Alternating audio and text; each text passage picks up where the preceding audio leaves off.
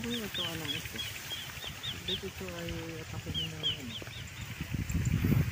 Masyadong mahal ng stem borer itong variety na ito.